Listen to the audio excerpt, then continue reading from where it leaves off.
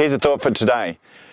How much emotional energy have you wasted in the last few days, months, weeks, putting things aside, being blocked by it, being unable to overcome your procrastination, and yet feeling totally stuck by a work project, something you're trying to change, something you're trying to do?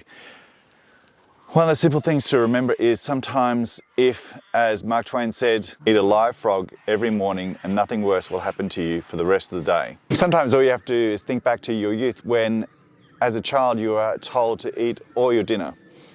How many times did you sit there having gobbled all the things that you really like and then pushing around the plate everything that you didn't like, hoping somehow that procrastination that no one will notice, and yet everyone else on the table is now getting frustrated with you because you are the cause of everyone else staying there. How much emotional energy did you spend trying to avoid that thing rather than, as it's now sitting there getting cold and soggy and very unappetizing, that you should have actually taken on the task first thing, got it out of the way, and then enjoyed the better things later on in the meal. It takes us a little while as a child to come to that realization that sometimes if we don't want to do something, it's better to get that thing over and done with, and then we often have the support of those around us as we're trying to get through, as they've acknowledged that we've always found that difficult, and they're there to help us, to clap us on, to applaud us, and yet as an adult we suddenly lose that context.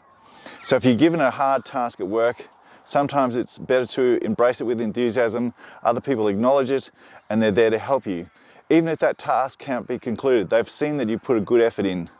So are you going to waste more emotional energy on something that can't be changed, on something that you have to face up to in the long run and that can't be swept under the rug and you can't ignore? Isn't it better to eat that frog this morning, get on with it, get started, and hopefully you'll have then support around you rather than just feeling that you're isolated on your own. By the time you dig down and actually try doing that task, most people will have given up on you. Then you can often feel unsupported and unappreciated. Whereas if you show enthusiasm for a task that's difficult, get in, get started, get help, then often that task can be done, and let's face it, hopefully then that's also the worst thing that can happen that day. Fingers crossed, this helps you in overcoming that procrastination and not burning through all your emotional energy. I hope you can eat that frog and the rest of your day improves from there. My name is Ben Nedfield.